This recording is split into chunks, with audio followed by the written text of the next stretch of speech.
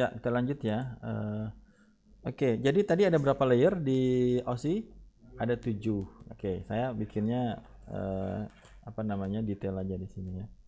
Nanti ini Anda ya mungkin kalau di SMK-nya udah belajar ya TCP/IP gitu ya. Di sini ada kita bahas dari e-booknya langsung gitu ya. Oke, kita lanjut. Each layer deal with a specific data communication function and provide services for the layer immediately above it. Okay. While using the service of the layer immediately below it, except for the lowest layer that has no layer below it, ya, and the uppermost layer that has no layer above it. Paham ya? Paham ya? Setiap layer memiliki fungsi yang berbeda-beda dan juga menyediakan layanan. Ya. Jadi setiap layer itu ada fungsinya. Ya. Kemudian di sini dikatakan setiap layer itu akan ibaratnya memberikan service kepada layer yang di atas bawah, atasnya ya, atas bawah, and provide service. Coba kita lihat bahasa Indonesianya aja ya. Setiap lapisan berhubungan dengan fungsi komunikasi data tertentu dan menyediakan layanan untuk lapisan tepat di atasnya saat menggunakan layanan lapisan tepat di bawahnya ya. Nanti ketika bahas di ininya paham banget ya, ada frame, ada header, kemudian masuk ke di TCP-nya ya. Kita ada MAC address-nya, ada macam-macam gitu ya. Kita bongkar satu-satu ya. Nanti kalau di mata kuliah yang lebih atas lagi kita lihat di Wireshark-nya ya. Di Wireshark-nya kemudian kita lihat datanya itu kelihatan banget tuh, berat gitu ya. Tapi kalau sekarang masih belum lah ya. Kita dasarnya aja dulu. Ya, oke ya. Jadi apa keuntungannya? One advantage of the model is that the implementation of one layer can change with technology without affecting the implementation of the other layer as long as it provides the same service to the immediate upper layer as before. Apa artinya?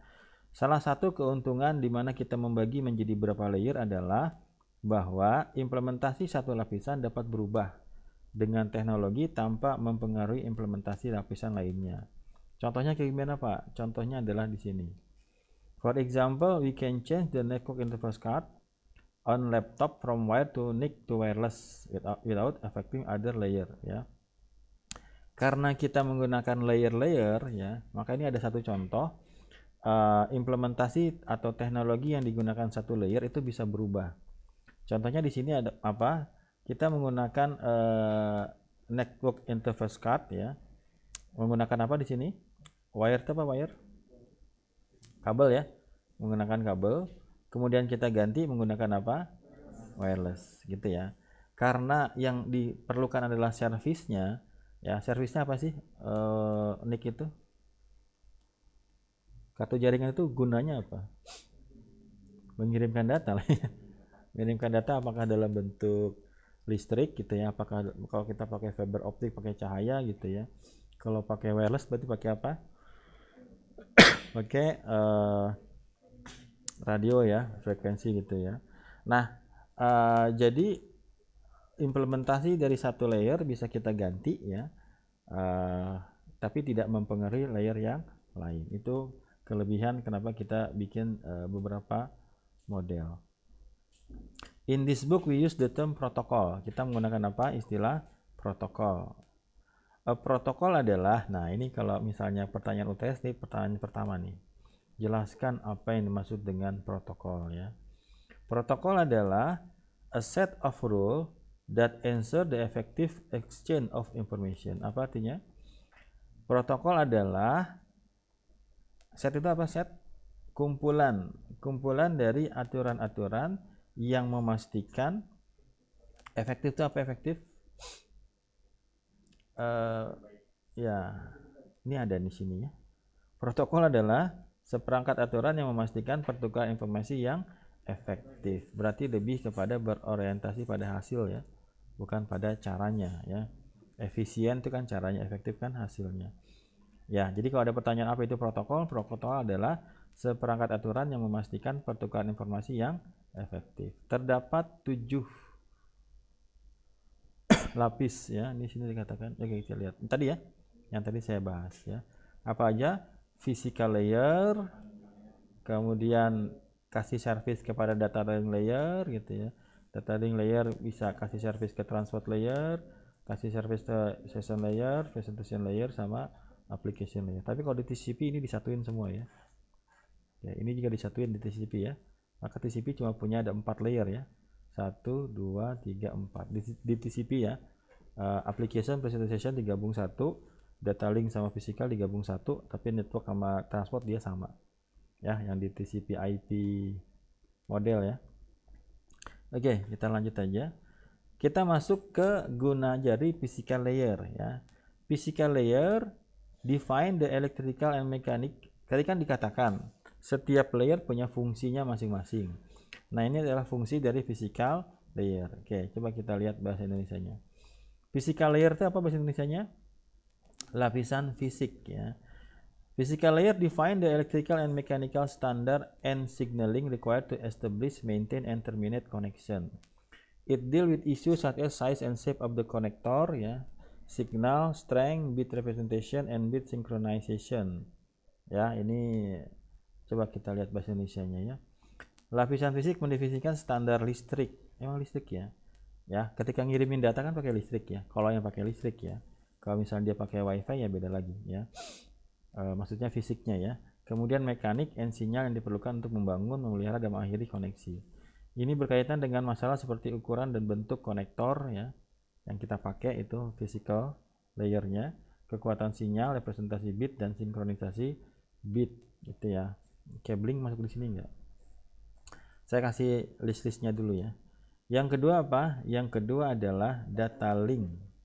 Data link di sini kita kenal atau kita menggunakan istilah frame ya. Jadi istilahnya data yang digunakan di data link adalah frame. Kalau data yang digunakan di physical layer adalah apa? Bit ya. Bit gitu ya. Sinyal dalam bentuk ini dikatakan sebagai bit gitu ya. Sinyal itu ketika dikirimkan ya, ketika di komputernya dia tuh bit-bit gitu. Jadi kalau di physical layer bicaranya data yang dalam bentuk sederhana adalah bit gitu ya. Tapi kalau di data link layer dikatakan sebagai apa? Sebagai frame gitu ya. Data link dia pakai frame. Saya coba nggak terlalu detail, saya ikutin aja di sini. Data link is responsible for organizing data in frame and for detecting error. Jadi juga ada mekanisme dia ngecek error. Nanti itu sampai bahas kita ya di chapter 3 ya. That occur in a frame gitu ya. Lapisan data, lapisan tautan data di sini bertanggung jawab untuk mengatur data dalam bingkai frame, tapi ya kita jangan pakai bingkai ya, untuk mendeteksi kesalahan ya. Kesalahan itu misalnya yang kita kirimkan 10001 gitu ya. Ternyata yang dikirimkan 10000. Nah, ini kan ada error nih. Nah, di layer data link juga ada mekanisme untuk ngecek error seperti ini. Detailnya gimana Pak? Nanti di chapter 3 gitu ya. Yang berikutnya apa? Yang berikutnya adalah network layer ya. Tugasnya buat apa? Buat routing data. Routing data itu berarti apa?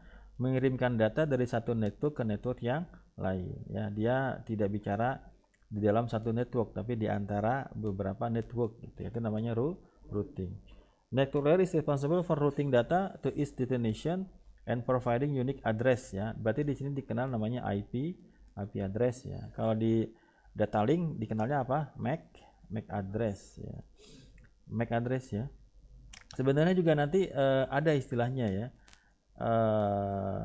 MAC address. Istilahnya apa kalau di network layer? Paket atau apa? Network is responsible for routing data. Ini di sini nggak disampaikan ya. Ada ya. Paket atau kayaknya paket ya. Istilah yang digunakan adalah paket. Jadi dia yang bertanggung jawab. Jadi masing-masing. Jadi kalau kita bilang physical hardware, physical layer, gimana itu data dikirimkan dalam bentuk sederhananya. Kalau MAC address itu berarti kan dalam satu jaringan ya. Gimana kita mengirimkan dalam satu jaringan. Tapi kalau kita mau mengirimkan ke jaringan yang lain, itu tugasnya si network layer. Itu IP address gitu ya. Paket lah ini istilahnya ya.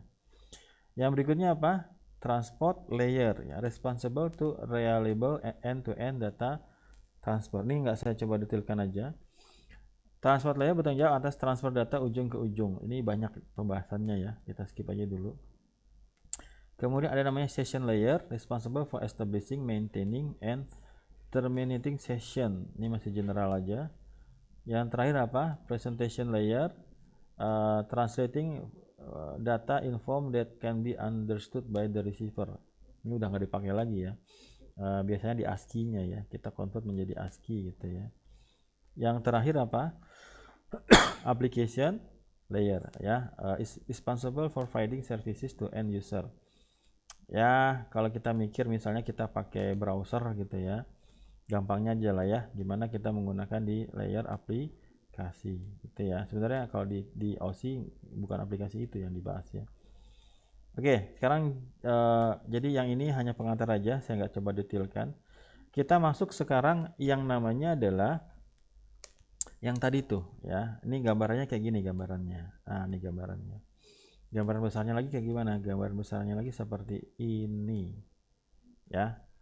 Oke, jadi kalau Anda lihat di sini, ini adalah composite frame construction process.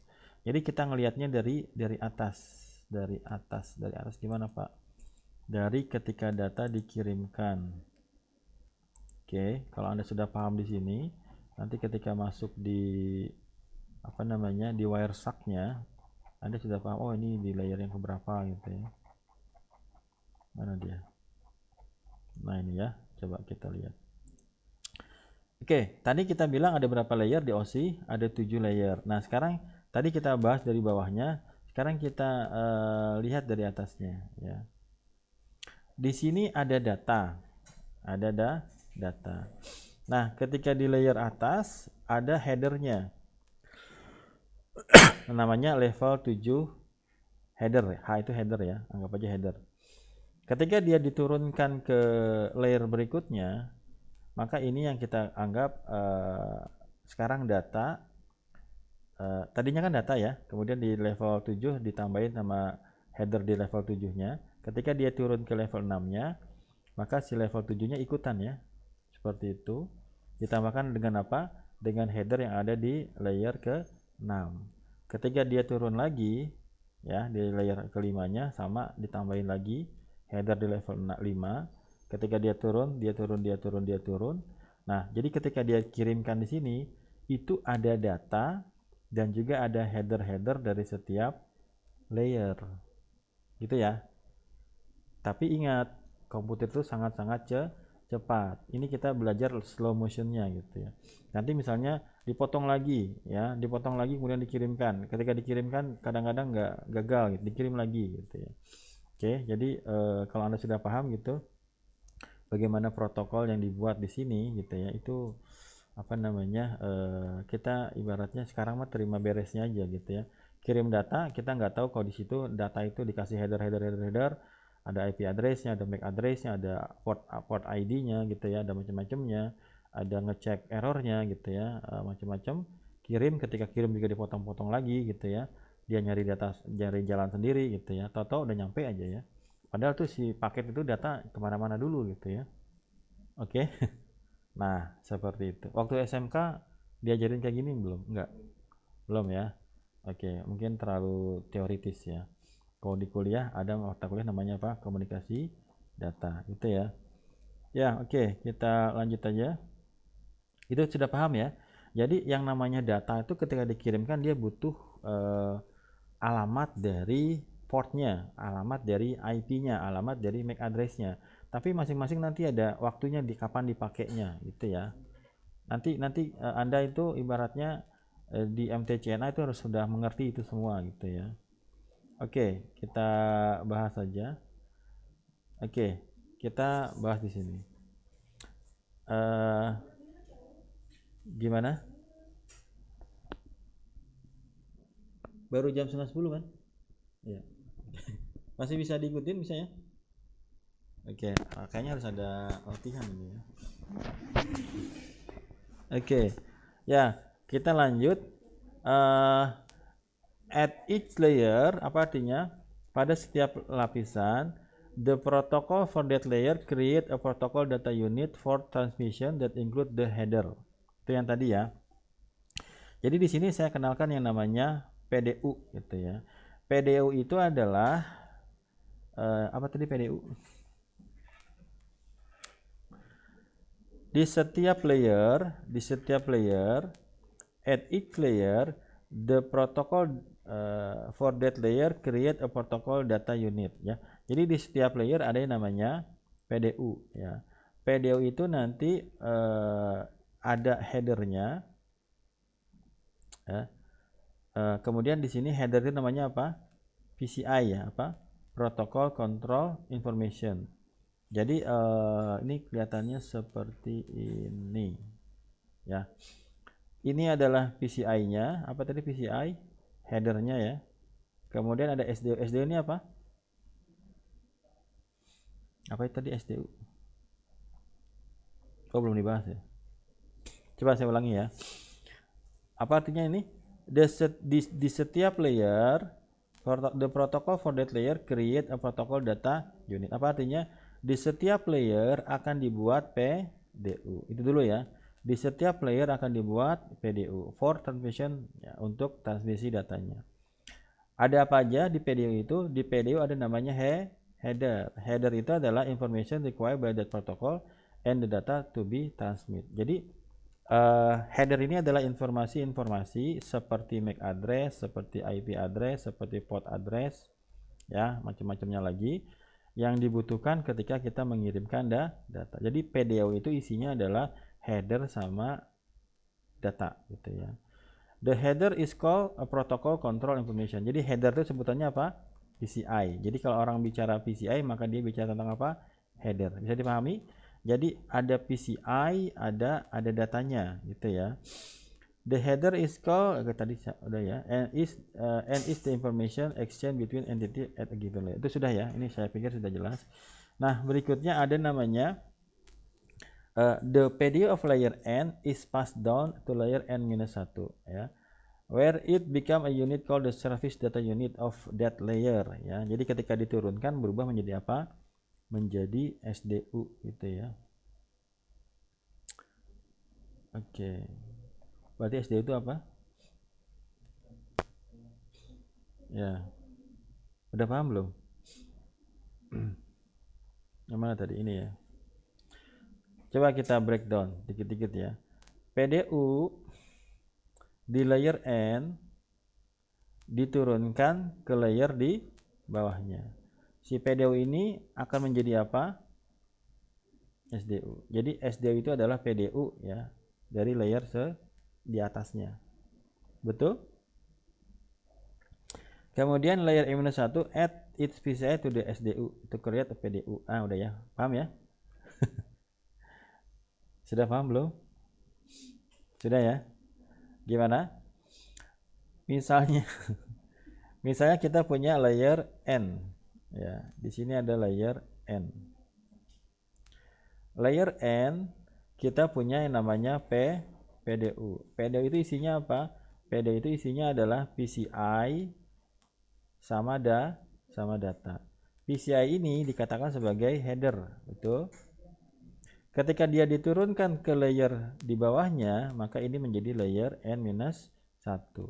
PDU itu adalah si ini akan menjadi apa? SDU. Kita tambahkan header lagi PCI di layer N-1, maka ini akan menjadi PDU. Jadi SDU adalah PDU di layer atas, gitu ya. Ini dulu waktu saya belajar jaringan juga kayak gini, gitu ya. Saya juga perhatiin apa sih gitu ya. Tapi gampangnya kayak gitu ya. Ini cuma istilah-istilah yang digunakan, ya, ibaratnya terminologinya, gitu ya. Jadi nanti ada pertanyaan apa bedanya SDU dengan PDU, gitu ya. Bisa dipahami ini? PDU lapisan N diteruskan ke lapisan N-1, di mana ia menjadi unit yang disebut dengan SDU dari lapisan ini. Ya, layer N-1 menambahkan PCI ke SDU untuk membuat PDU-nya, gitu ya. Turun lagi, ya. Seperti gambar 117. Mana gambar 117? Ini tadi ya. Ini 118, Pak. 117 itu yang mana? Nah, ini ya. Oke. Ini juga udah kelihatan lah. Oke. Ini ya.